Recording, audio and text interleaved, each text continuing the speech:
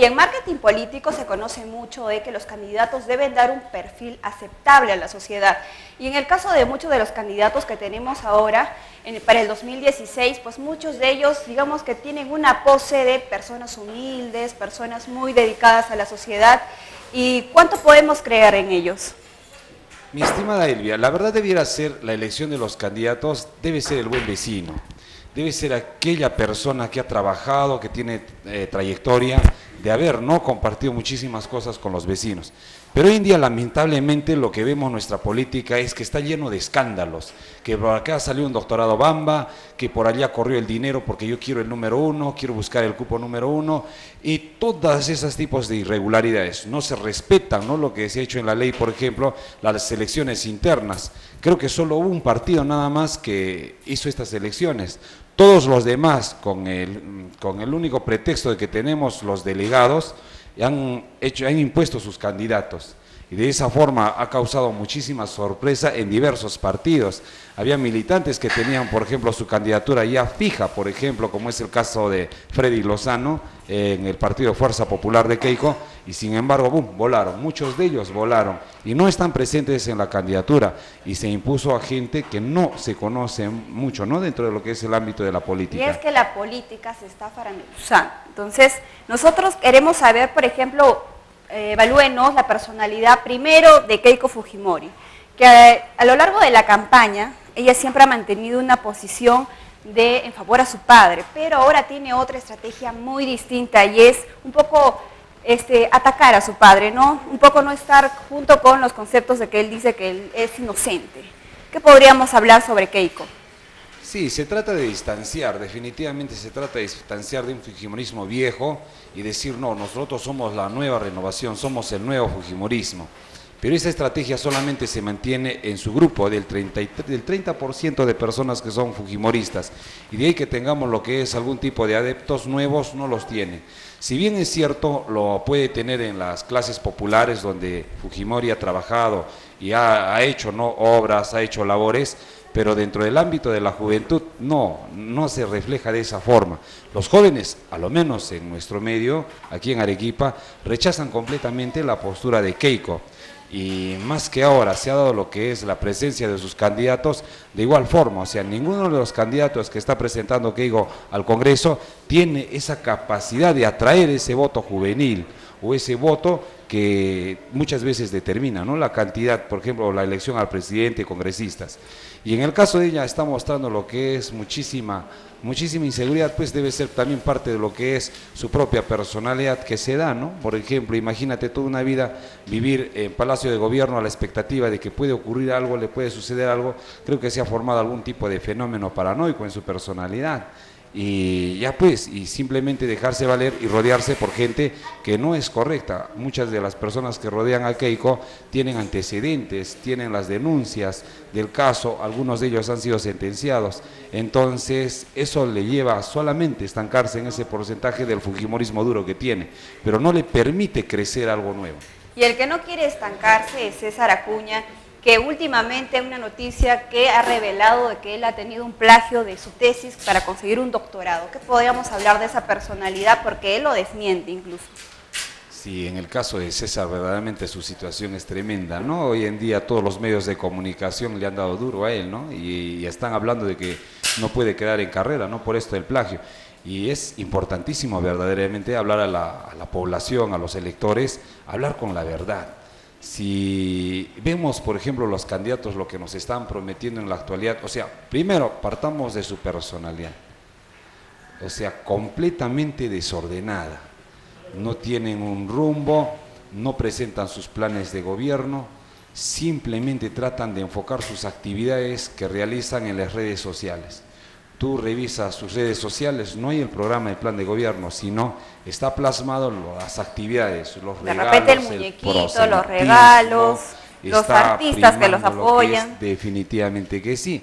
Entonces, mira, te das cuenta, no se toma algo serio. Y frente a eso todavía no tiene lo que es la autoridad moral para poder decir, no, yo presento este plan de gobierno y esta es mi personalidad y esta es mi trayectoria como hombre de política, ¿no? Y peor todavía cuando le mandan y le preguntan, ¿no?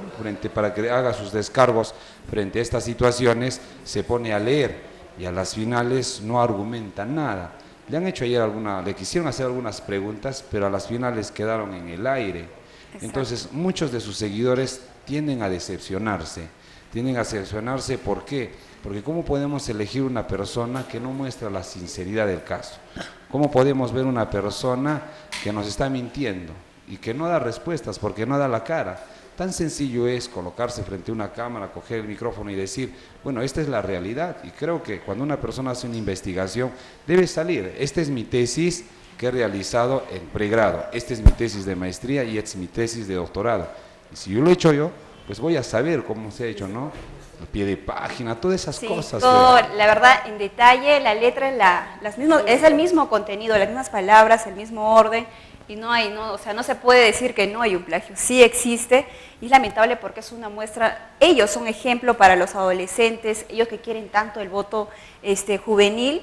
Imagínense darle ese tipo de ejemplo, ¿no? De decir yo puedo plagiar y con esto no pasa nada. Y lo mismo pasa en las universidades y incluso en el colegio. A veces los mismos alumnos entre ellos se pasan la tarea o bajan del internet un trabajo totalmente igual, lo presentan, solo le cambian la carátula. Eso ya es un cambio en la conciencia de cada peruano. Sí, pues efectivamente los jóvenes no se han acostumbrado a hacer el control C. Copy, pegar, copiar, pegar y a las finales eso presentan a los profesores. Y muchos de los profesores no revisan, no están en el trabajo de revisar las investigaciones, porque debe haber errores de ortografía, puntos, comas, todas esas cosas. Entonces, si partimos de un candidato que quiere ser presidente, que vaya realizando este tipo de conductas, entonces no lleva nada serio, pues. Como muy bien has dicho, Elvia, no refleja ni representa ningún tipo de ejemplo para los jóvenes. Creo que debe primarse lo que es acá un hecho académico, ¿no? Muy pocos de ellos verdaderamente muestran ese lado académico. Tenemos doctores Bamba, tenemos lo que es Alan García, que tenía un doctorado falso. Ahora hablemos de la personalidad de Alan García. Claro. Él siempre se ha definido como una persona bastante preparada, segura al momento de hablar, de dar sus propuestas. ¿Qué podemos opinar sobre este caso? No, de que Alan García definitivamente tiene un floro. Sí, tiene un floro, pues un floro callejero que ha ido aprendiendo, ¿no? Y que le ha servido muchas veces para llegar, o estas 2 veces, a la presidencia. Pero yo creo que ya los jóvenes se han cansado de ese tipo de floro barato, ¿no? Y no le ha servido tampoco el hecho de aliarse con Lourdes Flores, que de ninguna manera ha despejado, porque ellos pensaban que iban a despejarse, mínimo ya deben estar un 15, un 20% dentro de las encuestas, pero no les sirvió nada. Aparte, en él prima pues lo que es una personalidad un tanto narcisista, egocéntrica, el yoísmo prima, ¿no? Yo sé el que soy, yo soy el que domino, yo. Entonces, y desmerece, por ejemplo, le han sacado esto de Bagua, ¿no? La periodista, por ejemplo, le pregunta, ¿usted ha descalificado a los pueblos orígenes? ¿Usted no está de acuerdo con ellos? Y de ninguna manera se molesta. Y cuando le muestran los videos, ahí ya Alan García prácticamente se desconoce. Entonces, creo que le falta, y no ha aprendido a tener lo que es el suficiente control emocional. Entonces, frente a eso ya la población también está cansada, pues cansada de lo que se da en los gobiernos, la corrupción en extremo. Ya no se puede soportar, ya las personas se muestran muy indiferentes. Usted les pregunta, ¿por quién va usted a votar? No me interesa, toda la vida son lo mismo, son los mismos delincuentes, son las mismas propuestas, el mismo engaño que hacen. Y hablando de las mismas propuestas, Julio Guzmán es un candidato que se ha lanzado ahora como un nuevo, muy prometedor. Hay muchas personas que le dan mucha confianza, unos dicen que está copiando casi la estrategia de PPK. ¿Qué podríamos decir de Julio Guzmán? Sí, en el caso de Julio Guzmán, por ejemplo, lo que está primando son las redes sociales. Y no vamos a negar que los jóvenes le aceptan bien, pero es interesante, ¿por qué los jóvenes hoy en día tienen mucha simpatía con Julio Guzmán? Y muchas veces dentro de las redes sociales no está plasmando sus propuestas, sino lo que está plasmando es, a ver, ¿cómo te digo? Comparte, ¿no? Tú revisas los vídeos de Julio Guzmán, comparte. Si tú compartes a 1, 2, 3, 10 personas, compartes a 20 personas, entonces esto se va a multiplicar, el efecto multiplicador. Y eso está mal. Muchos jóvenes, he tenido la oportunidad de preguntarles, su plan de gobierno son de 247 páginas. ¿Ustedes lo han leído? Está en el Jurado Nacional de Elecciones. ¿Han revisado? y muchos de ellos quedan en un vacío. Entonces, ¿qué haces compartiendo memes? No, porque yo creo, porque yo pensé, no, porque he escuchado, porque me dijeron, mi amigo me compartió.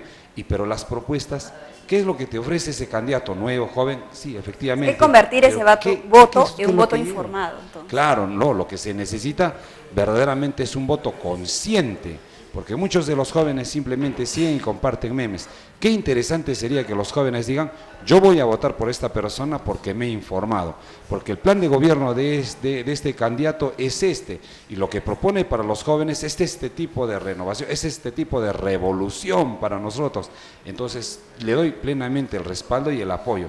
Eso es lo que debe compartirse en las redes sociales, no solamente colocar un meme, no solamente partir de lo que son ataques, no solamente disfrazar lo que es... No dejarnos llevar por la moda, no por la tendencia de las redes sociales, porque muchos jóvenes, no, mi amiguito lo sigue, yo también lo sigo.